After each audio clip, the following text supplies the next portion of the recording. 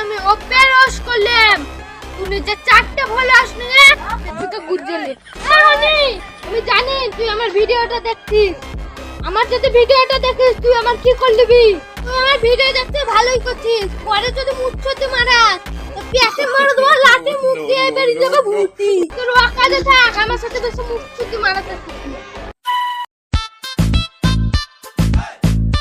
এই রানী আজকে আমারটা কিন্তু খুব ভালো কিছু বলছিস না কেন রে কিছু বলছিস না কেন রে এখন তো লোককে যাতা রোস্ট করছিস তাই না?